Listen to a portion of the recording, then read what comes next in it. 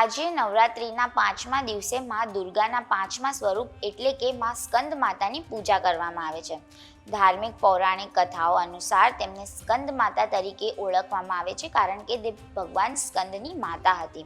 દેવી સ્કંદ માતાને સફેદ રંગ ખૂબ જ પસંદ છે, જે શાંતિ અને સુખનું પ્રતીક છે. એવી પૌરાણિક માન્યતા છે કે સ્કંદ માતાની પૂજા કરવાથી ખાલી ખોળો ભરાઈ જાય છે.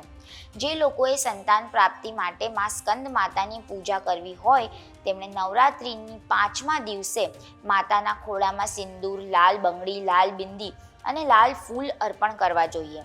એક લાલ વસ્ત્રમાં લાલ ચોખા કરીને માના ખોળામાં અર્પણ કરવા જોઈએ. આ રીતે પૂજન વિધિ કરવાથી મા પ્રસન્ન થાય છે અને સંતાનનું સુખ આપે છે. સાધકોને તેમના ધ્યાનથી આરોગ્ય, બુદ્ધિ અને જ્ઞાન પણ મળે છે. તેમની પૂજા કરવાથી તમામ મનોકામનાઓ પૂર્ણ થાય છે અને ભક્તો પર પરમ શાંતિ અને સુખનો અનુભવ કરે છે. સ્કંદ માતા અને ભગવાન કાર્તિકેયની ભક્તિ અને નમ્રતાથી પૂજા કરવી જોઈએ. પૂજામાં કુમકુમ, અક્ષત, ફૂલ, ફળ વગેરેથી પૂજન કરવું જોઈએ. માતાની સામે ચંદન રાખવું જોઈએ.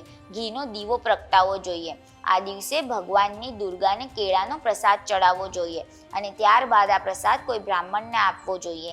આમ કરવાથી માણસની બુદ્ધિનો વિકાસ થાય છે. એવું માનવામાં આવે છે કે સ્કંદ માતાની પૂજા કરવાથી મોક્ષના દ્વાર પણ ખુલી જાય છે. સ્કંદ માતાનું આ સ્વરૂપ કમળના આસન પર બિરાજમાન છે, જેમના કારણે તેમને દેવી પદ્માસન પણ કહેવામાં આવે છે. સ્કંદ માતાનું વાહન સિંહ છે અને તેમના 4 હાથ છે, જેમાંથી ઉપરના જમણા હાથમાં કમળનું ફૂલ છે. જમણી બાજુના નીચેના હાથમાં ભગવાન સ્કંદ તેમના ખોળામાં બિરાજમાન છે, જ્યારે ડાબી બાજુના ઉપરના હાથમાં કમળનું ફૂલ છે અને નીચેનો ભાગ વરમુદ્રામાં છે. સ્કંદ માતાની પૂજા વિધિની વાત કરીએ તો સવારે સ્નાન કર્યા પછી દેવીની પૂજા કરવાનો સંકલ્પ લો અને ઘરના મંદિરમાં વ્રત રાખો, પૂજા કરો અને દિવસભર ઉપવાસ રાખો.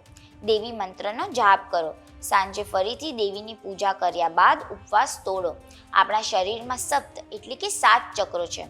આ 7 ચક્રોમાંથી વિશુદ્ધ ચક્રમાં દેવી સ્કંદ માતાનો વાસ હોય છે. આવા જ અન્ય વિડીયો માટે જોડાયેલા રહો વાઇબ્સ ઓફ ઇન્ડિયા સાથે.